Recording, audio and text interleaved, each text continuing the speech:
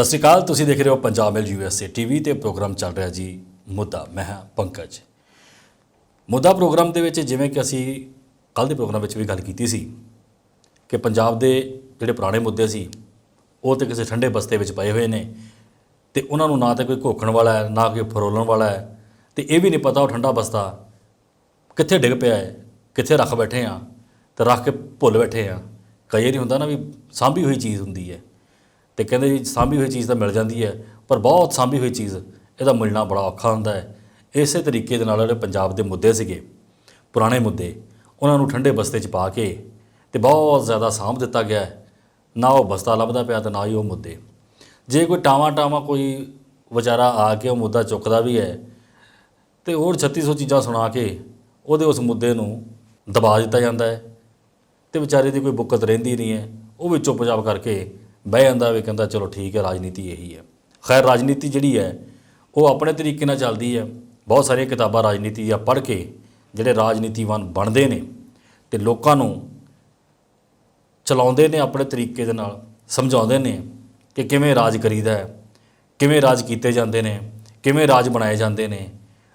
ਉਹ ਸਿਰਫ ਇਹੀ ਸਮਝਦੇ ਨੇ ਕਿ ਲੋਕਾਂ ਨੂੰ ਦਬਾਇਆ ਜਾ ਸਕਦਾ ਹੈ, ਲੋਕਾਂ ਦੀਆਂ ਭਾਵਨਾਵਾਂ ਨਾਲ ਖੇਡਿਆ ਜਾ ਸਕਦਾ ਹੈ ਅਤੇ ਰਾਜ ਕੀਤਾ ਜਾ ਸਕਦਾ ਹੈ, ਜੋ ਕਿ ਬਹੁਤ ਹੱਦ ਤੱਕ ਸੱਚ ਵੀ ਹੈ। ਪਰ ਆਵਾਮ ਦਬਦੀ ਹੈ।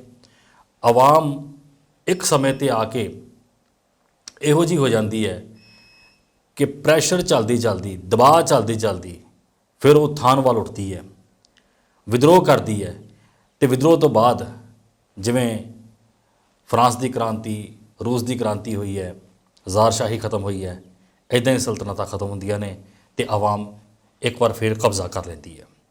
ਇਹ ਕੋਈ ਕਹਾਣੀ ਨਹੀਂ ਹੈ, ਇਹ ਉਹ ਹਕੀਕਤ ਹੈ ਜਿਹੜੀ ਪੂਰੇ ਸੰਸਾਰ ਵਿੱਚ ਚੱਲਦੀ ਹੈ। ਸਾਰਿਆਂ ਨੂੰ ਪਤਾ ਹੈ ਇਵੇਂ ਹੁੰਦੇ ਆਇਆ ਹੈ ਅਤੇ ਇਵੇਂ ਹੁੰਦਾ ਰਹੇਗਾ, ਕਿਉਂਕਿ ਲਾਅ ਇਹ ਕਹਿੰਦਾ ਹੈ, ਜੇ ਤੁਸੀਂ ਫੋਰਸ ਦਾ ਲਾਅ ਪੜ੍ਹਿਆ ਹੋਵੇ, ਕਿ ਤੁਸੀਂ ਜਦੋਂ ਕਿਸੇ ਚੀਜ਼ ਨੂੰ ਦਬਾਉਂਦੇ ਹੋ, ਜਿੰਨੀ ਤਾਕਤ ਨਾਲ ਤੁਸੀਂ ਉਹਨੂੰ ਦਬਾਉਂਦੇ ਹੋ ਉਨੀ ਤਾਕਤ ਨਾਲ ਉੱਠਦੀ ਹੈ, ਵਾਪਸ ਆਉਂਦੀ ਹੈ। ਅਤੇ ਇਹ ਆਵਾਮ ਨੂੰ ਦੱਬਣ ਦੀ ਜਿਹੜੀ ਕਵਾਇਦ ਹੈ ਜਾਂ ਕੋਸ਼ਿਸ਼ ਹੈ ਜਾਂ ਜੋ ਫੋਰਸ ਲਾਈ ਜਾ ਰਹੀ ਹੈ, ਇਹ ਭੁੱਲ ਜਾਂਦੇ ਨੇ ਕਿ ਮੂਰਖ ਜਿਹੜੀ ਜਨਤਾ ਹੁੰਦੀ ਹੈ ਉਹ ਸਿਰਫ ਦਿਖ ਮੂਰਖ ਰਹੀ ਹੁੰਦੀ ਹੈ, ਪਰ ਅਸਲ ਦੇ ਵਿੱਚ ਉਹ ਮੂਰਖ ਨਹੀਂ ਹੁੰਦੀ।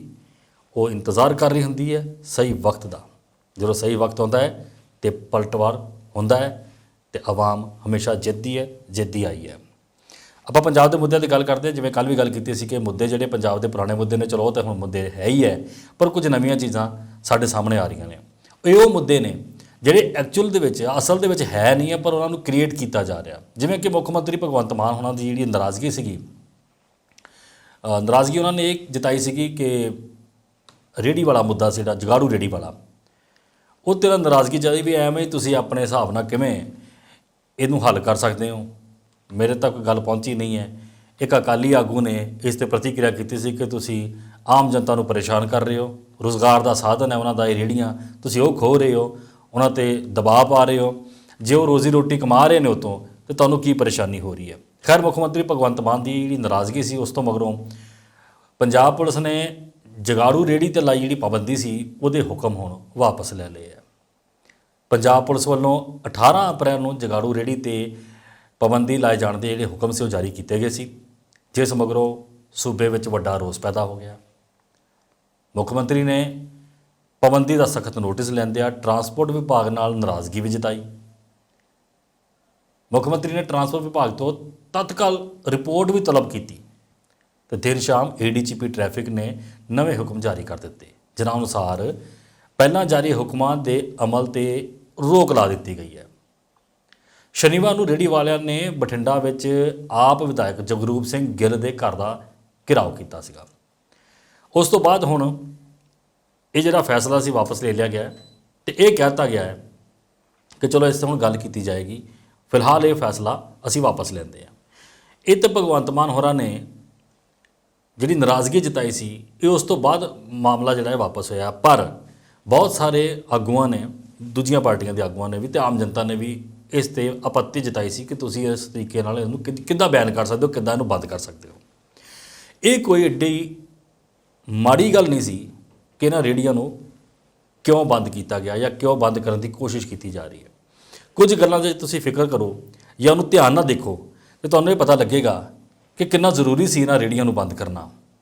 ਨੰਬਰ 1, ਇਹ ਜਿਹੜੀਆਂ ਰੇਹੜੀਆਂ ਹੁੰਦੀਆਂ ਨੇ ਇਹ ਕਿਸੇ ਵੀ ਕੰਪਨੀ ਵੱਲੋਂ ਔਰ ਕਿਸੇ ਵੀ ਰਿਪਿਊਟਡ ਕੰਪਨੀ ਵੱਲੋਂ ਬਣਾਈਆਂ ਨਹੀਂ ਗਈਆਂ ਹੁੰਦੀਆਂ। ਇਹਨਾਂ ਵਿੱਚ ਜੋ ਵੀ ਸਿਕਿਉਰਿਟੀ ਦੇ ਮਾਪਦੰਡ ਹੁੰਦੇ ਆ ਉਹਨਾਂ ਦਾ ਕੋਈ ਖਿਆਲ ਨਹੀਂ ਰੱਖਿਆ ਹੁੰਦਾ, ਕਿਉਂਕਿ ਇੱਕ ਮੋਟਰਸਾਈਕਲ ਲੈ ਕੇ ਜੁਗਾੜੂ ਰੇਹੜੀ ਬਣਾਈ ਜਾਂਦੀ ਹੈ। ਜਿਹੜਾ ਜੁਗਾੜੂ ਕੰਮ ਹੁੰਦਾ ਹੈ ਬਹੁਤ ਘੱਟ ਜਗ੍ਹਾ ਦੇ ਉੱਤੇ ਇਸਤੇਮਾਲ ਕੀਤਾ ਜਾਣਾ ਚਾਹੀਦਾ ਹੈ। ਜਿਵੇਂ ਕਿ ਪਿੰਡਾਂ ਦੇ ਵਿੱਚ ਤੁਸੀਂ ਦੇਖਦੇ ਹੋ ਲੋਕੀ ਆਪਣੇ ਜਿਹੜੇ ਕਿਸਾਨ ਵੀਰ ਨੇ ਉਹ ਕੋਈ ਨਾ ਕੋਈ ਐਸੀ ਚੀਜ਼ ਬਣਾ ਲੈਂਦੇ ਨੇ ਵੀ ਉਹ ਆਪਣੇ ਰੋਜ਼ਮर्रा ਦੀ ਜਿਹੜੀ ਜ਼ਿੰਦਗੀ ਦਾ ਜੋ ਕੰਮਕਾਰ ਹੈ ਉਹ ਕੀਤਾ ਉਹਦੇ 'ਚ ਉਹਨੂੰ ਇਸਤੇਮਾਲ ਕਰਦੇ ਨੇ। ਇਹ ਰੇਹੜੀਆਂ ਦਾ ਇਸਤੇਮਾਲ ਵੀ ਇੱਦਾਂ ਹੀ ਸ਼ੁਰੂ ਹੋਇਆ। ਇਸ ਰੇਹੜੀ ਤੋਂ ਕੁਝ ਸਮਾਨ ਢੋਣ ਵਾਲੇ ਉਹ ਸਾਡੇ ਕਾਮੇ ਜਿਨ੍ਹਾਂ ਦੇ ਕੋਲੋਂ ਰੇਹੜੀ ਖਿੱਚਣਾ ਬੜਾ ਔਖਾ ਹੋ ਰਿਹਾ ਸੀ ਔਰ ਦਿਨ ਬ ਦਿਨ ਜਿਹੜੀ ਉਮਰ ਆ ਉਹਨਾਂ ਦੀ ਜ਼ਿਆਦਾ ਹੁੰਦੀ ਜਾ ਰਹੀ ਸੀ। ਬਹੁਤ ਵੱਡੀ ਉਮਰ ਦੇ ਬੰਦਿਆਂ ਨੇ ਵੀ ਇਹ ਰੇਹੜੀਆਂ ਖਿੱਚੀਆਂ। ਤੁਹਾਨੂੰ ਇੱਕ ਕਿੱਸਾ ਮੈਂ ਯਾਦ ਕਰਾਉਣਾ। ਕੁਝ ਸਾਲ ਪਹਿਲਾਂ ਇੱਕ 90 ਕੁ ਸਾਲ ਦੇ ਬਾਬਾ ਜੀ ਰਿਕਸ਼ਾ ਚਲਾਉਂਦੇ ਹੋਏ ਦੇਖੇ ਗਏ ਅਤੇ ਰਿਕਸ਼ਾ ਚਲਾਉਣ ਤੋਂ ਬਾਅਦ ਉਹਨਾਂ ਨੇ ਸਵਾਰੀ ਨੂੰ ਬਿਠਾਇਆ ਸੀ। ਬਹੁਤ ਗਰਮੀ ਦਾ ਦਿਨ ਸੀ, ਤੁਹਾਨੂੰ ਸ਼ਾਇਦ ਉਹ ਯਾਦ ਆ ਜਾਊਗਾ, ਉਹਦੀ ਬਹੁਤ ਚਰਚਾ ਵੀ ਹੋਈ ਸੀ। ਰਿਕਸ਼ਾ ਚਲਾ ਕੇ ਜਦੋਂ ਜਾਂਦੇ ਹੈ ਅਤੇ ਸਵਾਰੀ ਪਿੱਛੇ ਬੈਠੀ ਹੈ ਅਤੇ ਬਹੁਤ ਗਰਮੀ ਦੇ ਵਿੱਚ ਉਹਨਾਂ ਨੇ ਰਿਕਸ਼ਾ ਚਲਾਇਆ ਅਤੇ ਸਵਾਰੀ ਨੂੰ ਉਹਦੇ ਜਗ੍ਹਾ 'ਤੇ ਪਹੁੰਚਾਤਾ। ਅਤੇ ਸਵਾਰੀ ਨੇ ਜਦੋਂ ਪੁੱਛਿਆ ਬਾਬਾ ਜੀ ਕਿੰਨੇ ਪੈਸੇ ਹੋਏ ਤਾਂ ਉਹਨਾਂ ਨੂੰ ਪੈਸੇ ਦੱਸ ਦਿੱਤੇ। ਸਵਾਰੀ ਨੇ ਜਦੋਂ ਪੈਸੇ ਬਾਬਾ ਜੀ ਦੇ ਹੱਥ 'ਤੇ ਰੱਖੇ ਅਤੇ ਥੋੜ੍ਹੀ ਦੇਰ ਬਾਬਾ ਜੀ ਨੂੰ ਅਟੈਕ ਆ ਗਿਆ ਅਤੇ ਉਹ ਉੱਥੇ ਹੀ ਦਮ ਤੋੜ ਗਏ। ਇਹ ਇੱਕ ਬਹੁਤ ਵੱਡਾ ਥੱਪੜ ਸੀ ਸਮਾਜ ਦੇ ਗਲ ਦੇ ਉੱਤੇ, ਉਹਦੇ ਮੂੰਹ ਦੇ ਉੱਤੇ, ਕਿ ਐਡੀ ਉਮਰ ਹੋਣ ਦੇ ਬਾਵਜੂਦ ਵੀ ਇੱਕ ਰਿਕਸ਼ਾ ਖਿੱਚਣ ਦੀ ਜੇ ਉਹਨਾਂ ਨੂੰ ਜ਼ਰੂਰਤ ਪੈ ਰਹੀ ਹੈ ਤਾਂ ਇਹ ਸਾਡੀ ਸੁਸਾਇਟੀ, ਸਾਡਾ ਸਮਾਜ, ਸਾਡੀ ਸਰਕਾਰ ਦੇ ਉੱਤੇ ਇੱਕ ਪ੍ਰਸ਼ਨ ਚਿੰਨ੍ਹ ਪੈਦਾ ਹੁੰਦਾ ਹੈ ਕਿ ਸਿਕਿਉਰਿਟੀ ਕਿੱਥੇ ਹੈ, ਸੁਰੱਖਿਆ ਕਿੱਥੇ ਹੈ। ਅਸੀਂ ਸੀਨੀਅਰ ਸਿਟੀਜ਼ਨਸ ਤਾਂ ਕਹਿੰਦੇ ਹਾਂ, ਪਰ ਕੀ ਉਹਨਾਂ ਨੂੰ ਹੱਕ ਦਿੰਦੇ ਆ ਸੀਨੀਅਰ ਸਿਟੀਜ਼ਨਸ ਵਾਲਾ? ਬਿਲਕੁਲ ਨਹੀਂ। ਸਾਡੇ ਸਟੇਟ ਦੇ ਵਿੱਚ, ਰਾਜ ਦੇ ਵਿੱਚ ਅੱਜ ਵੀ ਬਹੁਤ ਜ਼ਿਆਦਾ ਉਮਰ ਦੇ ਲੋਕ ਬਹੁਤ ਭਾਰਾ ਕੰਮ ਕਰਦੇ ਨੇ, ਜਿਨ੍ਹਾਂ ਕਰਕੇ ਉਹਨਾਂ ਨੂੰ ਬਹੁਤ ਮੁਸੀਬਤਾਂ ਦਾ ਸਾਹਮਣਾ ਕਰਨਾ ਪੈਂਦਾ। ਅਤੇ ਇਹ ਰੇਹੜੀ ਦਾ ਕਾਢ ਜਿਹੜਾ ਕੀਤਾ ਗਿਆ, ਉਹਦੀ ਕਾਢ ਕੀਤੀ ਗਈ ਹੈ, ਇਹ ਵੀ ਇਸੇ ਲਈ ਕੀਤੀ ਗਈ ਸੀ ਕਿ ਜਿਹੜੀ ਜ਼ਿਆਦਾ ਉਮਰ ਦੇ ਲੋਕ ਨੇ ਉਹਨਾਂ ਕੋਲ ਇਹ ਬੋਝ ਖਿੱਚਿਆ ਨਹੀਂ ਜਾਂਦਾ ਸੀ, ਅਤੇ ਉਹਨਾਂ ਦੀ ਸਹੂਲਤ ਲਈ ਚਲੋ ਇੱਕ ਇੱਦਾਂ ਦੀ ਰੇਹੜੀ ਬਣਾ ਦਿੱਤੀ ਗਈ ਵੀ ਜਿਹੜੀ ਜਗਾੜੂ ਹੈ ਅਤੇ ਉਹ ਚੱਲਦੀ ਹੈ ਆਟੋਮੈਟਿਕ, ਯਾਨੀ ਕਿ ਪੈਟਰੋਲ ਨਾਲ ਚੱਲਦੀ ਹੈ, ਅਤੇ ਫਿਰ ਉਹ ਆਪਣੇ ਆਸਾਨੀ ਨਾਲ ਚਲੇ ਜਾਂਦੇ ਸੀ। ਪਰ ਇਹ ਕੋਈ 90 ਸਾਲ ਦੇ ਬਾਬਾ ਜੀ ਜਾਂ 70 ਸਾਲ ਦੇ ਬਾਬਾ ਜੀ ਵਾਸਤੇ ਨਹੀਂ ਬਣਾਈ ਗਈ ਸੀ। ਖੈਰ, ਇਹ ਉਹਨਾਂ ਲਈ ਬਣਾਈ ਗਈ ਜਿਨ੍ਹਾਂ ਕੋਲ ਜ਼ਿਆਦਾ ਭਾਰ ਨਹੀਂ ਖਿੱਚਿਆ ਜਾਂਦਾ ਤਾਂ ਉਹ ਆਸਾਨੀ ਨਾਲ ਲਿਜਾ ਸਕਦੇ ਆ। ਪਰ ਇਹਦਾ ਇਸਤੇਮਾਲ ਆਮ ਮਰਰਾ ਦੀ ਜ਼ਿੰਦਗੀ ਦੇ ਵਿੱਚ, ਰੋਜ਼ਮਰਰਾ ਦੀ ਜ਼ਿੰਦਗੀ 'ਚ ਹੋਣ ਲੱਗਾ। ਹੁਣ ਇਹਨਾਂ ਰੇਹੜੀਆਂ ਨੂੰ ਸੀਮੈਂਟ ਵਾਲੇ, ਬਜਰੀ ਵਾਲੇ, ਰੇਤਾ ਵਾਲੇ, ਜਿੱਥੇ ਵੀ ਉਹ ਨੇ, ਚਾਹੇ ਉਹ ਗਲੀਆਂ ਮੁਹੱਲਿਆਂ ਵਿੱਚ ਨੇ, ਚਾਹੇ ਉਹ ਸ਼ਹਿਰਾਂ ਵਿੱਚ ਨੇ, ਚਾਹੇ ਉਹ ਪਿੰਡਾਂ ਵਿੱਚ ਨੇ, ਕਿਸੇ ਵੀ ਕਸਬੇ 'ਚ ਨੇ, ਉਹ ਇਹਦਾ ਇਸਤੇਮਾਲ ਕਰਦੇ ਆ। ਟ੍ਰੈਫਿਕ ਦੇ ਵਿੱਚੋਂ ਵੀ ਲੰਘਦੀ ਹੈ ਇਹ ਰੇਹੜੀ। ਇਸ ਰੇਹੜੀ ਨੂੰ ਟ੍ਰੈਫਿਕ ਪੁਲਿਸ ਨੇ ਅਪਰੂਵ ਨਹੀਂ ਕੀਤਾ ਹੈ ਕਿ ਇਹ ਸੜਕ 'ਤੇ ਚੱਲ ਸਕਦੀ ਹੈ, ਫਿਰ ਵੀ ਇਹ ਚੱਲ ਰਹੀ ਹੈ। ਕੀ ਇਹ ਕ੍ਰਾਈਮ ਨਹੀਂ ਹੈ? ਤੁਸੀਂ ਜੇ ਇਸ ਨੂੰ ਕ੍ਰਾਈਮ ਨਹੀਂ ਸਮਝਦੇ ਹੋ, ਮੰਨ ਲਓ ਇਹਦੇ ਨਾਲ ਕੋਈ ਐਕਸੀਡੈਂਟ ਹੋ ਜਾਂਦਾ ਹੈ ਔਰ ਉਹ ਐਕਸੀਡੈਂਟ 'ਚ ਕਿਸੇ ਦੀ ਵੀ ਜਾਨ ਚਲੀ ਜਾਂਦੀ ਹੈ, ਅਤੇ ਤੁਸੀਂ ਲੋਕ ਹੀ ਹੁੰਦੇ ਹੋ ਜਿਹੜੇ ਖੜ੍ਹੇ ਹੋ ਕੇ ਕਹਿੰਦੇ ਹੋ, ਇਹ ਆਗੂ ਲੋਕ ਹੀ ਹੁੰਦੇ ਨੇ ਜਿਹੜੇ ਖੜ੍ਹੇ ਹੋ ਕੇ ਕਹਿੰਦੇ ਨੇ ਸਰਕਾਰ ਮੂਹਰੇ ਕਿ ਮੁਆਵਜ਼ਾ ਦਿੱਤਾ ਜਾਵੇ। ਇਸ ਨਾਲ ਟੱਕਰ ਹੋਈ ਹੈ, ਇਹ ਕਿਸੇ ਦੀ ਮੌਤ ਹੋ ਗਈ ਹੈ, ਮੁਆਵਜ਼ਾ ਮਿਲਣਾ ਚਾਹੀਦਾ ਹੈ ਜਿਹਦੇ ਘਰ ਇੱਦਾਂ ਦੀ ਘਟਨਾ ਵਾਪਰ ਗਈ ਹੈ।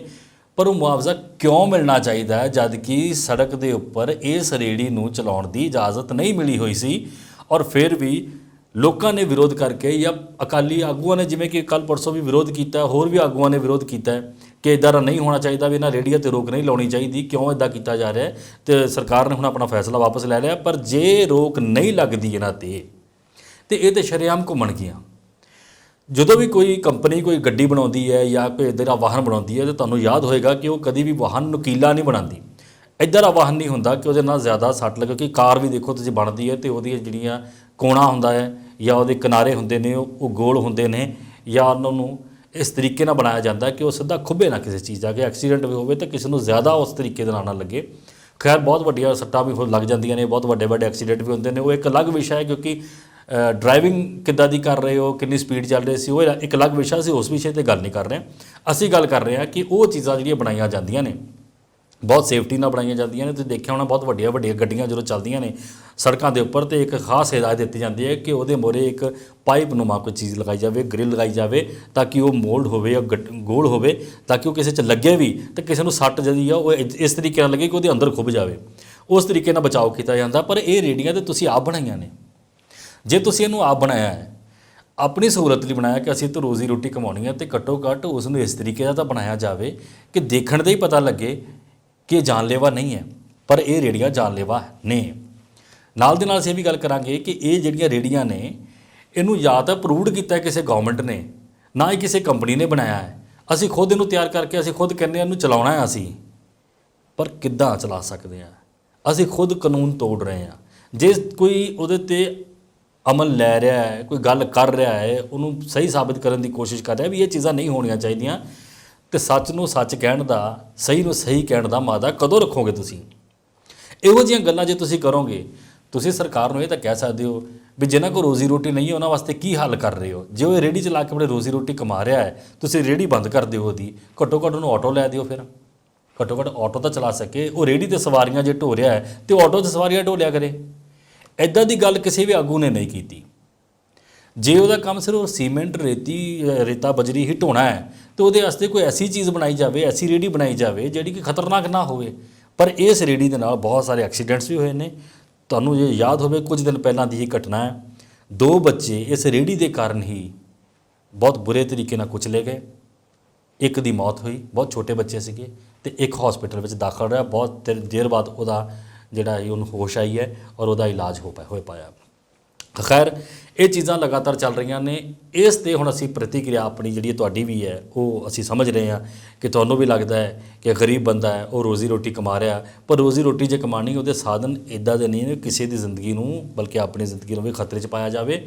ਥੋੜ੍ਹਾ ਜਿਹਾ 'ਤੇ ਵਿਚਾਰ ਕੀਤਾ ਜਾਵੇ, ਇਸ ਮੁੱਦੇ ਨੂੰ ਦੁਬਾਰਾ ਘੋਖਿਆ ਜਾਵੇ, ਦੁਬਾਰਾ ਜਾਂਚਿਆ ਜਾਵੇ। ਅਤੇ ਜੇ ਤੁਹਾਨੂੰ ਇਹ ਲੱਗਦਾ ਹੈ ਕਿ ਇਹ ਰੇਹੜੀਆਂ ਸ਼ਰੇਆਮ ਚੱਲਣੀਆਂ ਚਾਹੀਦੀਆਂ ਨੇ, ਤਾਂ ਫਿਰ ਇਹ ਵੀ ਨਾਲ ਗੱਲ ਹੋਣੀ ਚਾਹੀਦੀ ਹੈ ਕਿ ਇਸ ਰੇਹੜੀ ਨਾਲ ਜੇ ਕਿਸੇ ਨੂੰ ਨੁਕਸਾਨ ਹੁੰਦਾ ਹੈ ਤਾਂ ਉਹਦੀ ਭਰਪਾਈ ਕੌਣ ਕਰੇਗਾ?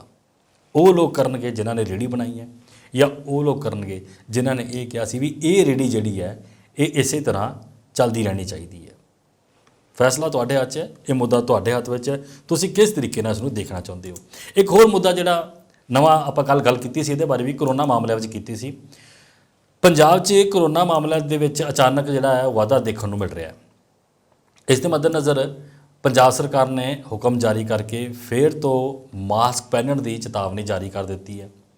ਸੂਬੇ ਦੇ ਮੁੱਖ ਸਕੱਤਰ ਵੱਲੋਂ ਜਾਰੀ ਕੀਤੇ ਇਹਨਾਂ ਹੁਕਮਾਂ ਵਿੱਚ ਪੰਜਾਬ ਦੇ ਸਾਰੇ ਡਿਵੀਜ਼ਨਲ ਕਮਿਸ਼ਨਰਾਂ ਅਤੇ ਡਿਪਟੀ ਕਮਿਸ਼ਨਰ ਨੂੰ ਕਿਹਾ ਗਿਆ ਹੈ ਕਿ ਜਨਤਕ ਟਰਾਂਸਪੋਰਟ ਜਿਵੇਂ ਬੱਸਾਂ, ਟ੍ਰੇਨਾਂ ਅਤੇ ਟੈਕਸੀਆਂ, ਇਹਨਾਂ ਵਿੱਚ ਜਿਹੜੇ ਸਫ਼ਰ ਕਰਦੇ ਲੋਕ ਹੈ ਉਹਨਾਂ ਲਈ ਮਾਸਕ ਪਾਉਣਾ ਹੈ ਉਹ ਜ਼ਰੂਰੀ ਕਰ ਦਿੱਤਾ ਗਿਆ ਹੈ। ਉਹਨੂੰ ਯਕੀਨੀ ਬਣਾਇਆ ਜਾਵੇ ਕਿ ਉਹਨਾਂ ਨੇ ਮਾਸਕ ਪਾਇਆ ਹੋਇਆ। ਅਤੇ ਇਸ ਤੋਂ ਇਲਾਵਾ ਸਿਨੇਮਾ ਘਰਾਂ, ਸ਼ਾਪਿੰਗ ਮਾਲਾਂ, ਡਿਪਾਰਟਮੈਂਟਲ ਸਟੋਰ ਹੋ ਗਏ ਜਿਵੇਂ, ਇਹਨਾਂ ਤੋਂ ਇਲਾਵਾ ਸਕੂਲਾਂ ਅਤੇ ਦਫ਼ਤਰਾਂ ਵਿੱਚ ਵੀ ਮਾਸਕ ਪਹਿਨਣ ਦੀ ਸਲਾਹ ਦਿੱਤੀ ਗਈ ਹੈ।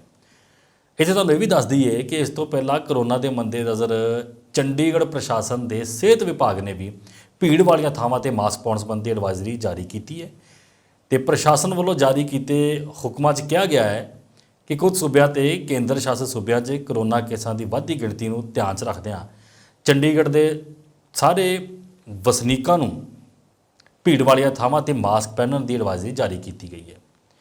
ਇਹ ਐਡਵਾਈਜ਼ਰੀ ਹੁਣ ਨਵੀਂ ਆਈ ਹੈ। ਥੋੜ੍ਹੇ ਦਿਨ ਪਹਿਲਾਂ ਇਹ ਐਡਵਾਈਜ਼ਰੀ ਜਾਰੀ ਕੀਤੀ ਗਈ ਸੀ ਕਿ ਕਰੋਨਾ ਦੇ ਮਾਮਲੇ ਘਟ ਗਏ ਨੇ ਅਤੇ ਹੁਣ ਮਾਸਕ ਪਾਉਣਾ ਵੀ ਕੋਈ ਜ਼ਰੂਰੀ ਨਹੀਂ ਰਹਿ ਗਿਆ। ਇਹ ਐਡਵਾਈਜ਼ਰੀ ਜੇ ਤੁਹਾਨੂੰ ਯਾਦ ਹੋਵੇ ਇਹ ਉਦੋਂ ਜਾਰੀ ਕੀਤੀ ਗਈ ਸੀ ਜਦੋਂ ਹਾਲੇ ਸਕੂਲਾਂ ਦੇ ਰਿਜ਼ਲਟ ਆਉਣੇ ਸੀ ਅਤੇ ਇਲੈਕਸ਼ਨਸ ਪੈਂਡਿੰਗ ਸੀ।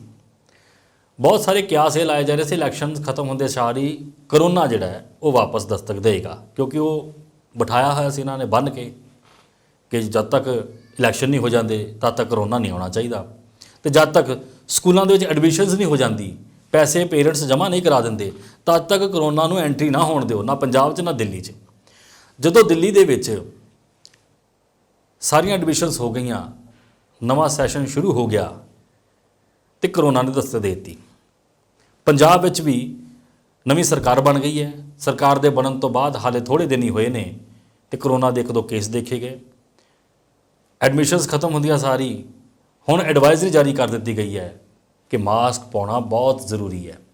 ये यकीनी बनाया जाए कि मास्क जिहड़ा है वो लोगों ने पाया होवे। और मंगलवार नूं चंडीगढ़ ने भी समाजी इकट्ठा स्कूलों 'च मास्क पहनना लाजमी कर दिता है। राष्ट्रीय राजधानी नवी दिल्ली विच भी जनतक थावां ते मास्क पहनण नूं दोबारा लाजमी किया गया है। ये गल ध्यान नाल सुणिओ, दोबारा लाजमी किया गया है तो उलंघना करन ते 500 रुपए का जुर्माना लाने का फैसला कर लिया गया। हुण जे तुसीं मास्क नहीं पाओगे तो तुहानूं 500 रुपए का जुर्माना लगेगा।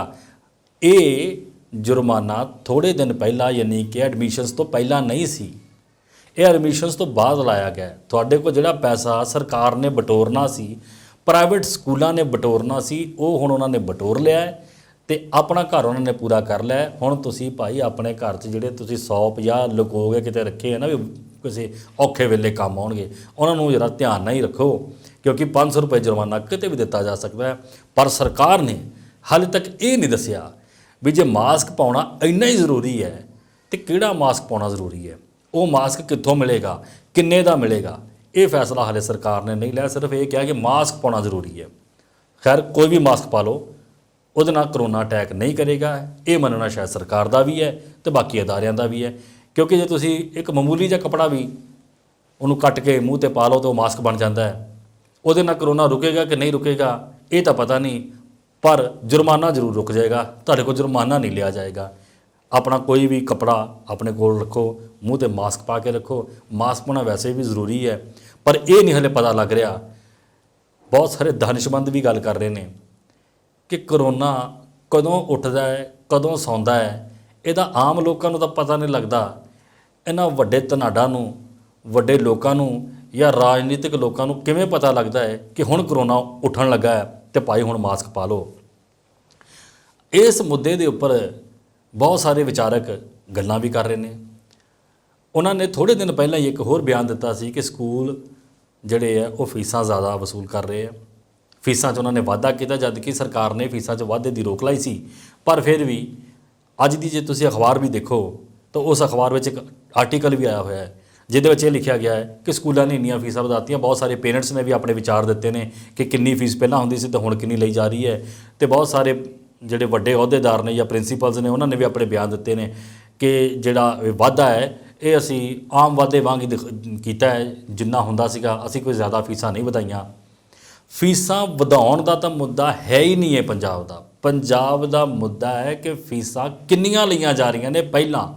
नवीआं फीसां तो वधातियां तुसीं तो वधाउणीआं सी पहिलां भी, पर पुराणियां जिहड़ियां फीसां सी वो फीसां निर्धारित फीसां क्यों नहीं है, मुद्दा ये सी। जद कि इस नूं मुद्दे नूं भटका के किसी होर पासे लै गया है तो हुण नवां जिहड़ा सिलेबस शुरू कर दिता गया है सरकार वालों कि भाई फीसां 'च जिहड़ा वाधा हो रहा वो ना करो, तो जिहड़ा पहलां वाधा हो चुकिया है वो वापस किहने कराउणा है, ये भी सोचने वाली गल है। पंजाब पेरेंट्स एसोसीएशन हमला मार रही है, तुहानूं जोड़ रही है नाल।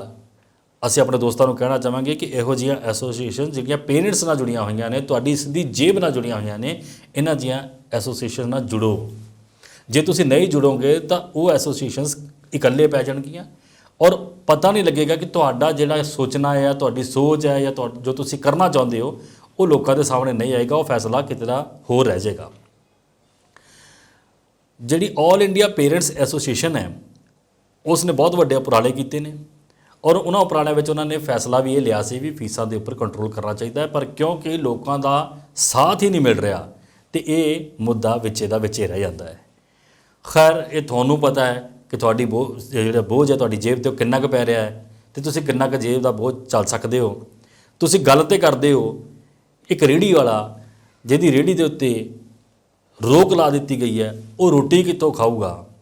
तुसीं ये फैसला ले लेंदे जे उन्हें रोटी कमा भी लई तो फीस कितों भरूगा वो, अगला स्टैप तुसीं सोचते नहीं हो। मान लो भी तुसीं रेहड़ी उन्होंने वापस कराती तो दिहाड़ी दे 2-4 रुपये च कमा भी लैंदा है, 20 रुपये कमा लैंदा, 100 कमांदा, 200 कमांदा। की तुहानूं लगदा है कि एक दिहाड़ी दे विच 200 रुपये या 500 रुपये कमाउण वाला बंदा भी अपना घर चला सकदा है? जे तुहाडा 500 रुपया डेली का खर्चा है तुसीं घर नहीं चला सकते, अपने बच्चों को पढ़ा नहीं सकते। हाँ राजनीतिक लोग गल्लां बथेरियां करते हैं कि 23 रुपये जिहड़ा बंदा महीने का कमा रहा या सॉरी एक दिन का कमा रहा 23 रुपये, उन्होंने तुसीं गरीब नहीं कह सकते। खैर ਉਹ ਫ੍ਰੀ 'ਚ ਖਾਣਾ ਗਿੱਜੇ ਨੇ, ਤਾਂ ਉਹਨਾਂ ਨੂੰ ਇਹ ਪਤਾ ਹੀ ਨਹੀਂ ਹੈ ਕਿ ਕਿੰਨਾ ਖਰਚਾ ਆਉਂਦਾ ਹੈ, ਕਿਉਂਕਿ ਸਭ ਕੁਝ ਤਾਂ ਉਹਨਾਂ ਦਾ ਫ੍ਰੀ 'ਚ ਆਉਂਦਾ ਹੈ। ਰੋਟੀ ਪਾਣੀ ਪੈਸਾ ਜਿਹੜਾ ਜੋ ਉਹਨਾਂ ਦਾ ਖਰਚਾ ਆਉਂਦਾ ਹੈ, ਜਾਂ ਉਹਨਾਂ ਦੇ ਮੋਬਾਈਲ ਦੇ ਬਿੱਲ ਨੇ, ਟੈਲੀਫੋਨ ਦੇ ਬਿੱਲ ਨੇ, ਬਿਜਲੀ ਦਾ ਬਿੱਲ ਹੈ, ਘਰ ਦਾ ਬਿੱਲ ਹੈ, ਸਭ ਤੇ ਸਰਕਾਰ ਦਿੰਦੀ ਹੈ ਜਾਂ ਅਸੀਂ ਲੋਕ ਹੀ ਦਿੰਦੇ ਆਪਣੇ ਟੈਕਸ ਦੇ ਰੂਪ ਵਿੱਚ। ਉਹਨਾਂ ਨੂੰ ਇਸ ਗੱਲ ਦਾ ਪਤਾ ਹੀ ਨਹੀਂ ਹੁੰਦਾ ਵੀ ਰੋਟੀ 'ਤੇ ਕਿੰਨਾ ਖਰਚਾ ਆ ਰਿਹਾ, ਤੇ ਉਹ ਇਹ ਬਿਆਨ ਦੇ ਸਕਦੇ ਨੇ। ਉਹਨਾਂ ਦੇ ਬਿਆਨ 'ਤੇ ਨਾ ਜਾਓ, ਤੁਸੀਂ ਆਪ ਫੈਸਲਾ ਕਰੋ ਕਿ 500 ਰੁਪਇਆ ਕਮਾਉਣ ਵਾਲਾ ਬੰਦਾ ਵੀ ਆਪਣਾ ਘਰ ਚਲਾ ਸਕਦਾ ਹੈ। ਜੇ ਚਲਾ ਸਕਦੇ ਆ ਤਾਂ ਠੀਕ ਹੈ, ਫਿਰ ਚੁੱਪ ਕਰਕੇ ਬੈਠੋ, ਸਰਕਾਰ ਦੀ ਨਿਖੇਧੀ ਕਰਨਾ ਬੰਦ ਕਰੋ। ਜੇ ਨਹੀਂ ਚਲਾ ਸਕਦੇ ਤਾਂ ਫਿਰ ਉੱਠੋ। ਇਹਨਾਂ ਵੱਡੇ ਸਕੂਲਾਂ ਦੇ ਉੱਪਰ ਜਿਹੜੇ ਤੁਹਾਡੀ ਜੇਬ ਦੇ ਉੱਤੇ ਕਬਜ਼ਾ ਕਰਕੇ ਬੈਠੇ ਹੋਏ ਨੇ, ਕਿੰਨਾ ਪੈਸਾ ਕਢਵਾਉਣਾ ਹੈ ਉਹਨਾਂ ਨੇ ਤੁਹਾਡੇ ਕੋਲੋਂ, ਇਹ ਉਹਨਾਂ ਨੂੰ ਪਤਾ ਹੈ, ਤੇ ਤੁਸੀਂ ਮਜਬੂਰੀ ਵਿੱਚ ਕੱਢਦੇ ਵੀ ਹੋ, ਪਰ ਤੁਸੀਂ ਉਹਨਾਂ ਦੇ ਖਿਲਾਫ ਬੋਲਣ ਦਾ, ਉਹਨਾਂ ਦੇ ਵਿਰੋਧ ਵਿੱਚ ਜਾਣ ਦਾ ਕੋਈ ਹੀਲਾ ਨਹੀਂ ਕਰਦੇ, ਕੋਈ ਵਸੀਲਾ ਨਹੀਂ ਲੱਭਦੇ। ਜੇ ਤੁਸੀਂ ਇਸੇ ਤਰ੍ਹਾਂ ਬੈਠੇ ਰਹੋਗੇ ਤਾਂ ਗੁਲਾਮ ਜਿਹੜੇ ਅਸੀਂ ਪਹਿਲਾਂ ਸੀ ਉਹ ਅੱਜ ਵੀ ਹਾਂ, ਤੇ ਅਗਲੇ 100 ਸਾਲ ਵੀ ਅਸੀਂ ਗੁਲਾਮ ਰਵਾਂਗੇ। ਇਹਨਾਂ ਗੁਲਾਮੀ ਦੀਆਂ ਜ਼ੰਜੀਰਾਂ ਨੂੰ ਜੇ ਤੁਸੀਂ ਤੋੜਨਾ ਚਾਹੁੰਦੇ ਹੋ, ਆਜ਼ਾਦ ਹੋਣਾ ਚਾਹੁੰਦੇ ਹੋ, ਉਹਦੇ ਲਈ ਤੁਹਾਨੂੰ ਹਮ ਖਿਆਲ ਹੋਣਾ ਪਏਗਾ। ਉਸ ਹਮ ਖਿਆਲੀ ਲਈ ਆਪਣੇ ਮੁੱਦਿਆਂ ਨਾਲ, ਆਪਣੀ ਜਿਹੜੇ ਰਾਜ ਦੇ ਮੁੱਦੇ ਨੇ ਉਹਨਾਂ ਨਾਲ ਜੁੜੋ। ਤੁਹਾਨੂੰ ਕਿਹੜੀ ਚੀਜ਼ ਚਾਹੀਦੀ ਹੈ ਉਹਦੇ ਨਾਲ ਜੁੜੋ, ਨਾ ਕਿ ਬਾਕੀ ਚੀਜ਼ਾਂ ਦੇ ਉੱਪਰ ਗੱਲ ਕਰੋ ਕਿ ਸੀਰੀਅਲ ਦੇ ਵਿੱਚ ਨਵਾਂ ਕੀ ਆ ਗਿਆ ਹੈ, ਨਵੀਂ ਫਿਲਮ ਕਿਹੜੀ ਆ ਗਈ ਹੈ, ਨਵਾਂ ਕੀ ਚੱਲ ਪਿਆ ਹੈ। ਇੱਕ ਫਿਲਮ ਦੀ ਤੁਹਾਡੇ ਨਾਲ ਗੱਲ ਕਰਾਂਗੇ ਜ਼ਰੂਰ, ਪਰ ਅੱਜ ਨਹੀਂ, ਆਉਣ ਵਾਲੇ ਵਕਤ ਵਿੱਚ ਕਰਾਂਗੇ, ਕਿਉਂਕਿ ਇਹਨਾਂ ਫਿਲਮਾਂ ਨੇ ਕੀ ਅਸਰ ਪਾਇਆ ਹੈ ਔਰ ਪੰਜਾਬ ਦੇ ਉੱਤੇ ਹੁਣ ਕੀ ਅਸਰ ਹੋ ਰਿਹਾ ਹੈ ਇਹਨਾਂ ਫਿਲਮਾਂ ਦਾ, ਇਸ ਮੁੱਦੇ 'ਤੇ ਵੀ ਗੱਲ ਕਰਾਂਗੇ। ਫਿਲਹਾਲ ਇਜਾਜ਼ਤ ਲੈਂਦੇ ਹਾਂ ਇਸ ਵਾਅਦੇ ਦੇ ਨਾਲ ਕਿ ਤੁਸੀਂ ਇਹਨਾਂ ਮੁੱਦਿਆਂ ਦੇ ਉੱਪਰ ਵਿਚਾਰ ਕਰੋਗੇ।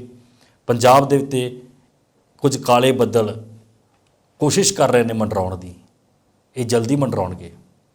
ਫੈਸਲਾ ਤੁਹਾਡਾ ਹੈ, ਤੁਸੀਂ ਇਹਨਾਂ ਬੱਦਲਾਂ ਦੀ ਘਿਰਾਓ ਵਿੱਚ ਆਓਗੇ ਜਾਂ ਆਪਣੀ ਹਵਾ ਵਗਾ ਕੇ ਇਹਨਾਂ ਬੱਦਲਾਂ ਨੂੰ ਉਡਾ ਕੇ ਕਿਤੇ ਦੂਰ ਲੈ ਜਾਓਗੇ।